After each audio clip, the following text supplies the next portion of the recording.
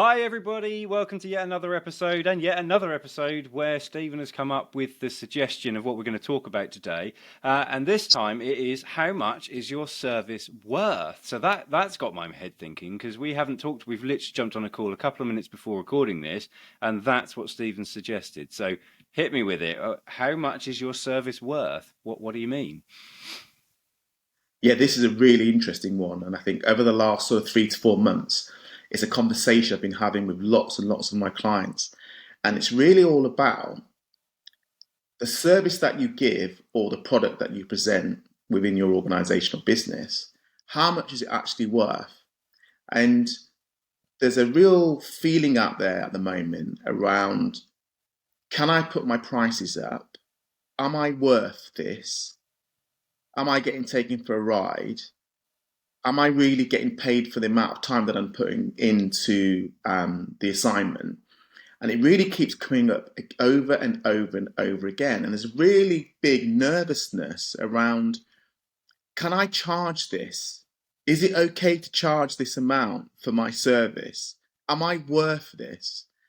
And it's quite an interesting one because when you really drill down and you look at a lot of the services that a lot of the people I'm working with are giving, actually they're selling themselves short. They're actually not really charging what they should be charging. And a lot of it is because they don't feel confident charging that, or they feel that, that they'll lose the client if they charge more. And it's all of the little bits that you think don't take time that do take time, that then mean that you take more time offering the service that you're offering, and actually the value is being lost in terms of the monetary value to that. Does that make sense, Oliver? Mm. Yeah, actually, that hits home quite hard for me because I've been agonizing myself about putting prices up. And literally today, I've just sent over to my graphic designer the new pricing guide. And the way I've looked at it is, first and foremost, I hadn't done it for a considerable amount of time, so everything has changed. I was then balancing it against, yeah, but everybody's putting prices up now because of cost of living is what we sort of band it under. But then I just thought, well, also though, I have gained so much more knowledge, and therefore the knowledge transfer is so much more valuable to people that it is the right thing to do. And I've also made an offer to existing clients that they're sort of protected for a good, I don't know, 15 months at the current rate. So it'll only be for new customers. So it's a bit unfair on them because I always hate that when I don't like when new customers get incentives, but at the same time I don't want to punish them. So it is a difficult balance. But I definitely understand it because we're moving into the realms of what I don't like the terminology, but I haven't got a better quick explanation of imposter syndrome, because you know it's worth it, you know it's valuable, but then you're fearful of what other people will think. And that's what I had to have a big word with myself and think, well, hang on a minute. This is what I value it at. This is what time goes into it. This is all the extra work that goes on in producing this quality. And now I have a growing list of results for clients. So the people that you're talking about, it's about track record, isn't it? If you're coming into a market brand new and you're going to charge top dollar, that's quite risky.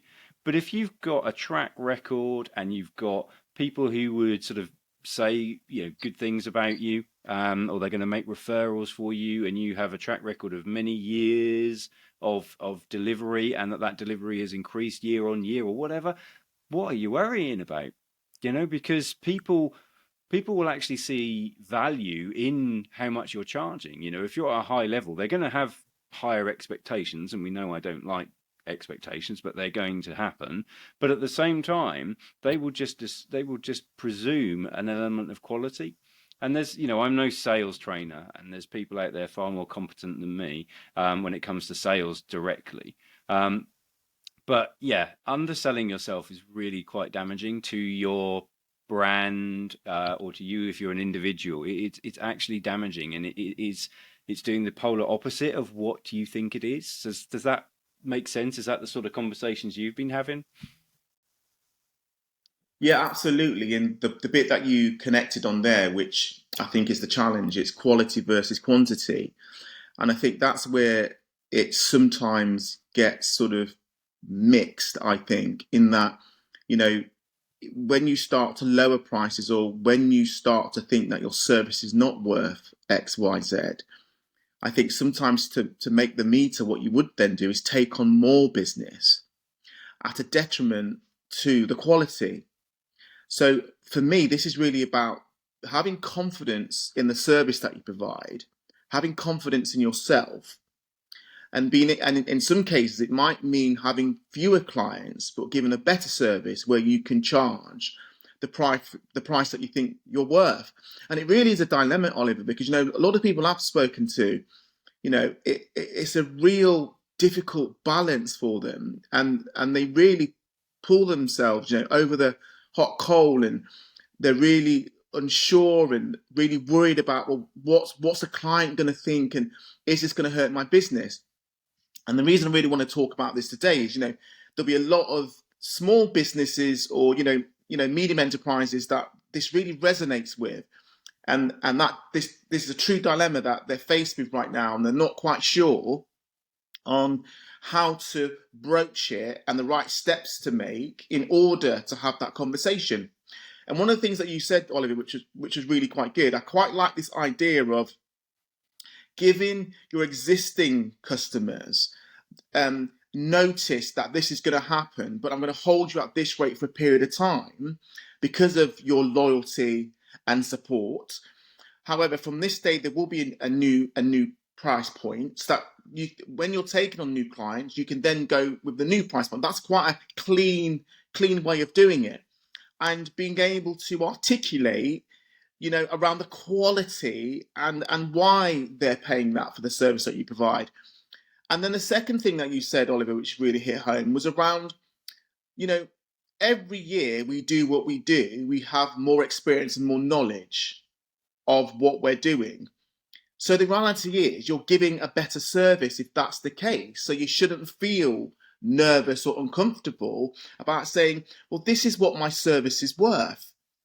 And I think it's really probably spending some time thinking about it, writing it down and getting it down on paper, what those key fundamentals are, why your business is unique, why your service is different to maybe what they're getting out there, and then trying to articulate that in the right way.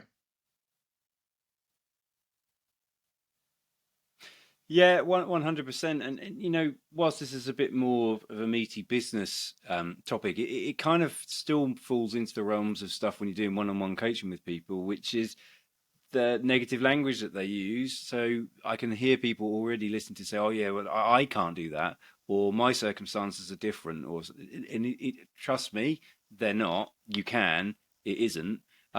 It's all the same. It's about how much confidence you have in what you actually deliver. If you genuinely believe that it's good, the first thing I'd say is go out and ask the people that already use your services. Go out and ask for, if they've done testimonials, ask for better testimonials. Ask for written evidence. Ask to see how much they're willing to share. Some may not be willing to share too much. Some you'll be pleasantly surprised how much. Give examples, because once someone's starting to think about using you, all they really want is reassurance that that's the right decision, and you can't really give that as well as somebody else who's already used your service, whatever that might be. Referral marketing is a thing. I'm not suggesting you go down in that level of detail, but certainly having people who can advocate your services and say that I have used it and it was, it saved me this, or it created me that, or it's delivered me this much, is a huge additional thing that you can do. But please don't tell yourself you can't do it, because it just isn't the case. And like you've said, kind of repeating the point really, but rumming it home.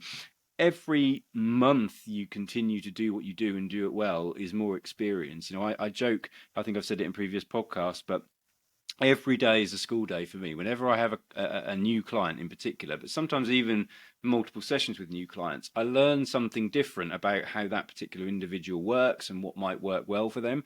And I can take that forward into future sessions with newer clients. So those newer clients are getting basically the benefits of my further development, also the effective guinea pigs that have been the original clients, where maybe we've been trialing stuff for a new basis. So I'm now 7 years into this, and probably 5 years before that learning stuff. That's 12 years of stuff that most clients that I'm dealing with wouldn't have considered hardly any of the stuff that I'm bringing to the table, and I'm sure you have the same. So whatever services you're into, everyone will, there might be competitors in that field, but you'll bring your own unique style, because if you've lasted a period of time, there must be something good about what you deliver, whether that be you as an individual, you as a team, or you as a whole company. So it's having confidence in that. And I say, going back to the point, one of the easiest way to gain confidence is to ask other people what they think and showcase what you've done. So if you're not making the most of testimonials and case studies, seriously reconsider it, would be my recommendation. What do you think? Anything to add? Challenge? Yeah, I guess it's about having that bank, isn't it, of that knowledge and experience and sharing, from your previous clients or previous services that you've had. But I guess it's also goes into the time as well. I think one of the issues sometimes is we don't appreciate the time that we invest in what we're doing.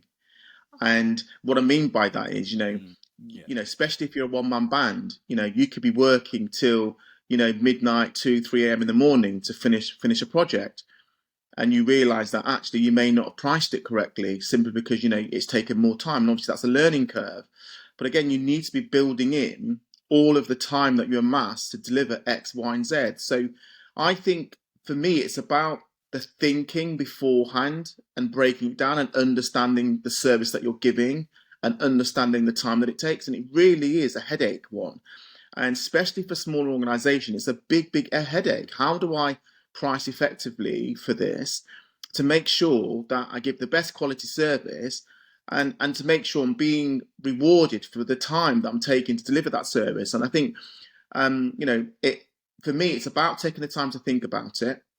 And it's one of those ones where I think it gets rushed, quite honestly, in a lot of cases. And I think, you know, the due diligence around going out there into the marketplace and seeing what the price structure is one thing, but also it's about understanding your knowledge. I have over 30 years worth of experience and knowledge. So when you come to me, you're not paying for a year or 2 years worth of knowledge. You're paying for 30 years plus worth of knowledge that's been amassed in lots of different industries, around the world, submerged in lots of different cultures. So there's a price for that. And you shouldn't really apologise for it either. So there's this other side to it where there's this apology. I'm really sorry, but no, if you're given a quality service, and don't get me wrong, there is the flip side to this, where if the service is not to the right quality, then absolutely it should be challenged. But for me, if you're given a quality service and you're doing things in the right way, then you need to be paid appropriately for your time, and don't feel uncomfortable about it. And honestly, Oliver, it's a big one. It really is a big one, especially where we find ourselves now in 2023, where, various prices are going up for different things. A lot of companies are saying, well, I daren't put my prices up because all the prices around me are going up, and I don't feel comfortable doing that, because what if? What if I lose that client because they can't afford it? So it really is a big one out there. And Mm. one which I don't think there's a right or wrong answer. I think it's about doing your homework, feeling comfortable with the service that you're giving, breaking that down and putting the effort and the work into it initially, which then gives you confidence that when you arrive at what you're going to charge, that you've really broken it down and looked into it. Yeah, 100%. Sorry, one of the reasons I kept looking away from the screen there was I was trying to look for a book which I think I've lent out. I probably walked talking away from my microphone as well, so that probably sounded terrible if you're not watching the video. But there's a book that I'd encourage people to have a read as well. It's called "They Ask, You Answer" by Marcus Sheridan, and I think it's a really cool book because it talks to a lot of the things you've just raised there, but ultimately it's about highlighting yourself as the expert in your field. So if you're in a world of where there's quite a lot of competitors, it's about putting as much information out there as you possibly can to show that you're the go-to person in that field. And the book talks very early on about this guy, he's an American guy who they sell swimming pools, and they go very close to going bust. I don't want to give too much away, but ultimately he begins to revisit what he's done, and he starts writing articles. He holds events.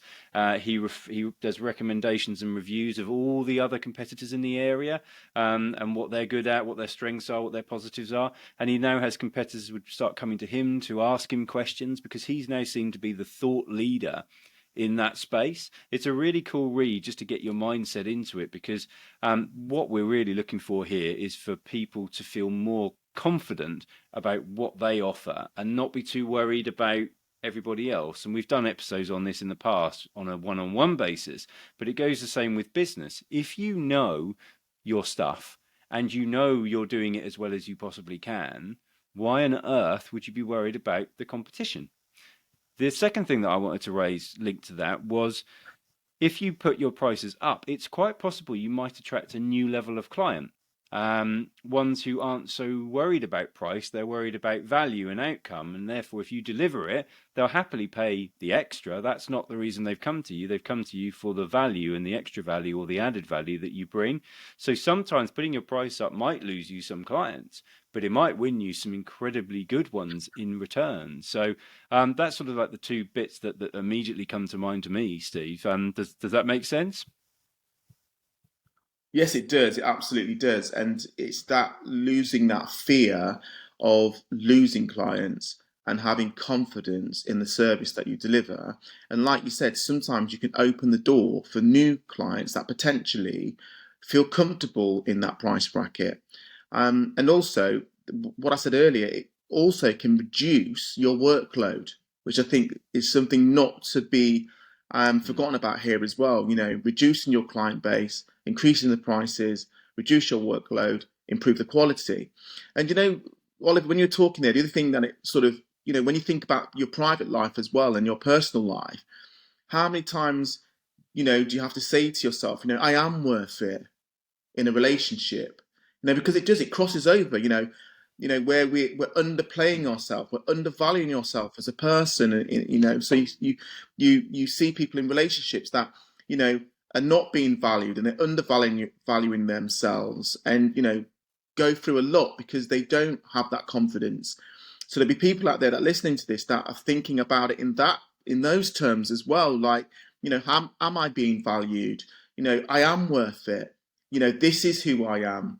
You know, and it all links back to confidence, and it all links back to believing in yourself. And these things, I know we've talked about various topics on the podcast, but they're all sort of interwoven into each other, which is all about, you know, you and how you see yourself, and you know, how much, you know, do you value yourself? You know, what is your worth? And you know, if it has touched a nerve today, as I've always said, you know, please reach out and talk to us, because I know some of these podcasts, you know, we do, you know, ride very close to the bone. And some of these things can really hit home quite hard when someone's sort of listening, and it sort of opens the door. But what I would say, you know, it is about valuing yourself. It is about believing in yourself. It is about not selling yourself short. Yeah, absolutely. No, I echo all of that, and things like this. You know, these are the sort of things we'd happily sit down and have a coffee with someone about anyway, because it's interesting stuff, isn't it? We're not necessarily, yeah, we're happy to come in and help. Of course, we are. We're professionals. We have fees and things like that. But actually, the conversation and helping people is what drives us. So if you want to have a chat first and foremost to just sound out what we're talking about, then by all means. And this is particularly it's something I do. I have worked with companies, but it's and I continue to do so. But it's something I don't do on the same degree that Stephen does. So absolutely start there. But I'm more than happy to have conversations as well. I do some work with cultural stuff, but I know this is kind of Stephen's bread and butter. I know he's got a lot of really great clients who are very happy to have him. So I definitely encourage you to reach out and have these conversations because yeah, it's a confidence thing sometimes. And I always think to people, I said, put the boot on the other foot. If you were dealing with someone else like you, would you be telling them to charge more or value themselves higher? Of course you would. We always do. We always, you know, many of us see the better in other people and not always that in ourselves. So just step outside of yourself for a minute, look in externally and think, well, what would you be saying to you if you weren't you? I know that sounds a little bit fuddled, but seriously, you wouldn't be putting up with it from that point of view. So have confidence in yourself, have belief, You will be surprised the wideness, the wider market that's out there for you. In 99% of the cases, there will always be the anomalies that have a really minute niche area, and if that's the case, then that's a different challenge and a different conversation that needs to be had. But there will be better opportunities out there. You might lose some clients, but you will gain new ones, and you'll be really pleased you've done it. So, from my point of view, I think that's a really powerful one. Have you got any final thoughts as we close off? As I've just ticked over the 20 minutes mark. Yeah, I mean, my thought would be, don't undersell yourself. Remember that your time is precious. And, I've said this many times before, the greatest gift you can give to another human being is your time. So don't undersell it. Absolutely. Perfect point to end on there. So thanks again for listening, guys. Plenty more episodes on the way, but I hope you've enjoyed this one. And as always, get in touch if you need. Speak soon.